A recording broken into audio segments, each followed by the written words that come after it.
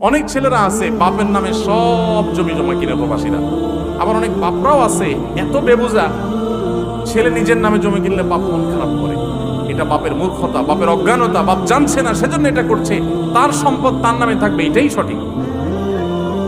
আপনার নামে থাকতে পারে, আপনার সে যে জমি বিক্রি করে গেছে সেই জমিটা আপনার আবার কিনে দিল, বা ওই পরিমাণ জমি কিনে দিল, টাকা দিল, বা আরো এক্সট্রা কিছু আপনাকে দিল গিফট হিসাবে। ঠিক আছে, বাবা অনেক কষ্ট করছে, এক সময় আমার বিদেশ পাঠাইছে, ঠিক আছে আমি বাবারে 2-4-5 বিঘা জমি কিনে দিলাম বা ওইটা করে দিলাম, এটা করুক, সে এটা অনুদান, এটা ক্লিয়ার, তাকে হাদিয়া, আর নিজেরটা নিজের কাছে থাকবে।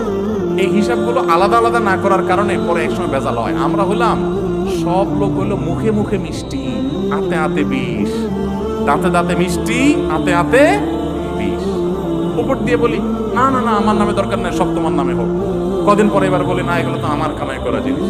আগের ভেজালে ভালো ছিল, ক্লিয়ার কাট করা দরকার ছিল। প্রবাসী অনেকে ভুলটা করেন, এই ভুলটা করবেন না। ইসলাম আপনারা বলে না উজাড় করে সব ফেলে দিয়ে এক জায়গায়, এরপরে ধরা খায় বলেন যে আমার তো হাই হোসেন, হাই হোসেন, আমার তো হাই কুপাল, হাই কুপাল। যা কামাই করেন সব ঢাইলা দিছেন একদম, বইয়ের কাছে, বাপের কাছে, ভাইয়ের কাছে, মায়ের কাছে, সব দিয়ে দিছেন, নিজের হাতে কিছু রাখলেন না। এরপর দেখা গেল বউ যদি অমানুষ হয়, চম্পট আছে না নাই? প্রবাসে থাকে তো বউরের কাছে পায় না, দূরে থাকে, মিস করে অনেক বেশি, ফিল করে অনেক বেশি, মহব্বতের চোটে টাকা পয়সা সব বউয়ের নামে দেয়। আপনার তো ইসলাম এটা বলে নাই, বউরে কিছু দেন, তুমি খরচ করুন স্বাধীনভাবে, বাট আপনারটা আপনার কাছে রাখেন। তাদের প্রতি রহম দিল হবেন, খাই খাই করবেন না। যা দিতে পারে শুকর আদায় করবেন, না দিতে পারলে বেচারার হুজুর আছে এটা বুঝবেন। কোনোভাবে ব্লেম এবং অভিযোগ করে বেড়াবেন না।